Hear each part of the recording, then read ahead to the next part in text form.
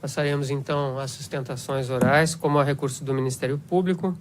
Eu passo a palavra ao eminente Procurador Regional da República, Dr. Maurício Guerra.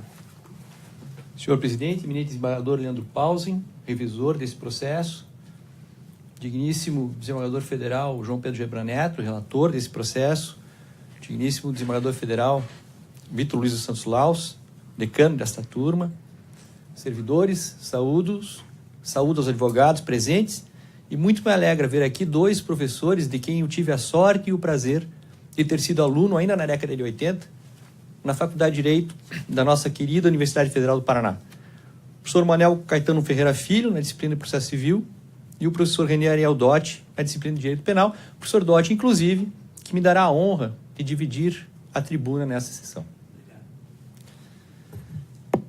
Tropa de choque é uma locução que incomoda. Em seu sentido original, quando ela age, corporifica uma disfunção em um regime de liberdades. Ou a liberdade está sendo abusada, ou a liberdade precisa ser controlada. E o pior, uma vez posta em campo, fica muito difícil estabelecer um limite claro entre uma situação e outra. O que era repressão do abuso, facilmente passa a ser restrição do direito. Mas há também uma segunda acepção, que atemoriza ainda mais a democracia, porque mais insidiosa.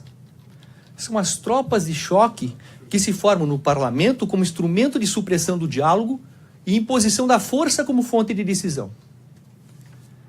Por um cacoete de uma vida que já se acostumou às baixezas e vilanias que povoam o nosso caquético mundo político, patrocinou-se um movimento que procurou contaminar o processo judicial com essa falta de maturidade democrática. Uma tropa de choque, com atuação nos mais diversos espectros, foi criada para garantir a perpetuação de um projeto político pessoal, que não admite outra solução nesse processo que não seja absolvição. As favas com que há no processo, mais fácil dizer que não há provas para condenação, que o julgamento é político, que não é possível a condenação de inocente. E essas frases foram sendo repetidas como um mantra a ponto de se transformar em conceitos dogmáticos para aqueles que veem no ex-presidente Lula o redentor de um país que estava dando certo, segundo os mais diversos interesses. O processo judicial não é um processo parlamentar. A técnica que caracteriza a decisão judicial é incompatível com a pressão popular. A truculência dessa tropa de choque no processo judicial está muito próxima de configurar o crime de coação no curso do processo. Mas o que mais me surpreende e me entristece é ver uma comunidade acadêmica entorpecida por um sebastianismo primário, abrir mão de quaisquer pudores e se dispor a fazer coro a esse movimento manipulatório de intimidação de um dos pilares do Estado Democrático de Direito. Vejam, excelências, a gravidade e a irresponsabilidade da tese que desacredita o Poder Judiciário na sua mais pura essência, que é analisar os autos, analisar as provas e decidir de acordo com a sua convicção. Nós estamos falando aqui em um Poder Judiciário construído nas luzes da Constituição de 1988. Os desembargadores federais responsáveis por esse julgamento, assim como os procuradores regionais da República que atuam junto a essa turma, assumimos nossos cargos dentro dos processos legítimos de recrutamento sem qualquer vínculo com governos ou partidos políticos. E aqui, ninguém tem menos de 20 anos de história de atuação na Justiça Federal. E mais, a tentativa de assemelhar, sob qualquer ótica, este julgamento a um julgamento político ofende não só a mim e a vossas excelências, mas especialmente aqueles tantos que efetivamente foram vítimas de um processo político, de um jogo de cartas marcadas, conduzidos por títeres de governos de plantão preocupados apenas em reprimir o pensar diferente. Não é só ignorância de história, é desrespeito mesmo. Se esta corte absolver o ex-presidente Lula, a justiça será feita. Se esta corte decidir manter a condenação do ex-presidente Lula, a justiça também será feita, porque cabe a vossas excelências, e somente a vossas excelências, a responsabilidade constitucional de julgar esse processo em segunda instância, e para um Estado democrático de direito, não há justiça fora da ordem constitucional. Vamos ao processo, que é mais um dos processos envolvidos no âmbito da Operação Lava Jato.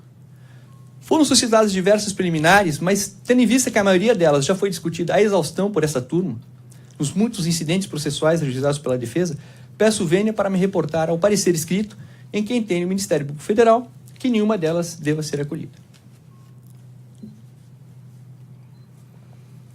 No mérito, merece discussão a questão probatória. O principal objetivo do processo penal é trabalhar com as versões da defesa e do Ministério Público na reconstituição histórica dos fatos, a fim de aproximá-los ao máximo de sua verdade. A história desse processo começa em 1º de abril de 2005, quando Marisa Letícia, falecida esposa do ex-presidente Lula, adquiriu junto à Bancop um apartamento no residencial Mar Cantábrico, no Guarujá. Mas era um apartamento ou eram cotas? Os documentos apreendidos em momento algum falam em cotas, sempre em um imóvel. E que imóvel seria esse? Na residência do ex-presidente Lula foram apreendidos 2 contratos, um assinado e outro não. O assinado dizia respeito à unidade 141, o não assinado mencionava a unidade 174. Então, o duplex, que com a transferência do empreendimento à OS, passou a ser o triplex, que é o objeto desse processo.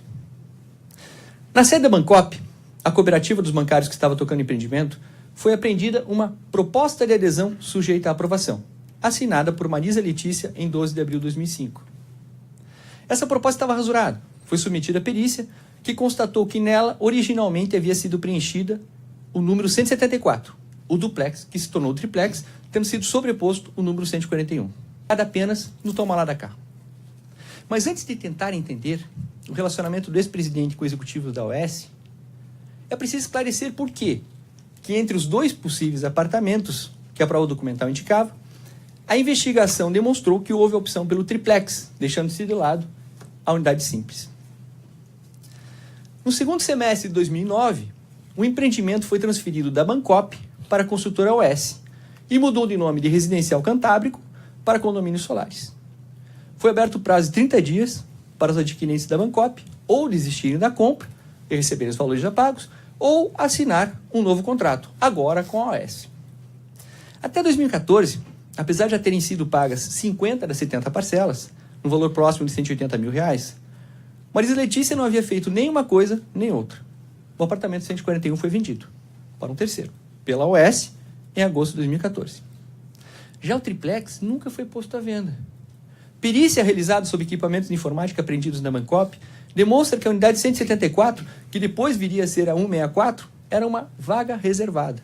O único apartamento que tinha essa anotação. Documentos apreendidos na OS indicam a mesma reserva. Além disso, diversos depoimentos testemunhais confirmam que o apartamento nunca foi posto à venda. E dentro desse quadro não é possível deixar de considerar uma reportagem do jornal O Globo, de 2010, que traz a notícia de propriedade pelo casal Lula-Marisa Letícia de uma cobertura triplex no residencial Mar Cantábrico. O mais interessante dessa reportagem é o trecho que diz, aspas, procurada, a presidência confirmou que Lula continua proprietário do imóvel, fecha aspas. Para alguns, trata-se de uma manobra premonitória da mídia conservadora. Eu prefiro acreditar em pura e simples notícia relevante para os fins desse processo. E a OS? Qual a relação que ela tem com o caso? Sempre assombra a magnitude dos crimes desvendados pela Operação Lava Jato. Deixamos de falar em 1.000, passamos a falar em milhões e chegamos com uma assustadora facilidade aos bilhões. Muito difícil de acreditar que esse imenso sistema de drenagem dos cofres da Petrobras pudesse passar ao largo de qualquer presidente da República. Quando nós pensamos no presidente Lula, com toda a sua inteligência, perspicácia e experiência política, essa dificuldade fica muito maior. Mas nós não precisamos ficar na suposição de que o ex-presidente Lula sabia. Além dele mesmo afirmar em seu interrogatório que a palavra final, na indicação dos diretores da Petrobras, era da presidência da República, senão não precisava ter presidente, sua participação nos assuntos da maior estatal brasileira era evidente e transparece nos autos em diversos depoimentos, como o de Pedro Correia, que afirma que Paulo Roberto Costa só foi nomeado para a diretoria de abastecimento da Petrobras mediante intervenção pessoal do então presidente Lula, desafiando o próprio Conselho de Administração da Petrobras, que não queria a nomeação. Mas o presidente não tinha como saber que Paulo Roberto Costa participaria do esquema. O mesmo Pedro Correia faz menção a um diálogo de 2006 com o presidente Lula nos seguintes termos. Nós fomos lá e fomos reclamar da invasão do PMDB na nossa diretoria. Foi quando então o presidente disse, olha, essa diretoria é uma diretoria muito grande, tem um orçamento muito grande, e Paulinho, que ele chamava Paulo Roberto de Paulinho, e Paulinho tem me dito que vocês estão muito bem atendidos e que vocês não podem reclamar do que ele está fazendo. Estão bem atendidos financeiramente. Renato Duque afirma que, depois que saiu da Petrobras, teve 3 encontros com o ex-presidente Lula. 2012, 2013 e 2014. Em 2012, Duque ficou muito surpreso com o nível de informação que o ex-presidente Lula tinha a respeito do projeto das sondas. E já em 2012, o Duque pensou, poxa, ele está comandando tudo. Em 2013, um segundo encontro em que o ex-presidente Lula cobra por que as empresas, ainda desses contratos da sonda, não estavam pagando. Isso em 2013. Em 2014, um encontro no hangar de Congonhas, em que o ex-presidente Lula pergunta sobre contas da Suíça com recebimentos da empresa SBM, segundo Renato Duque, mas o encontro foi confirmado pelo ex-presidente Lula.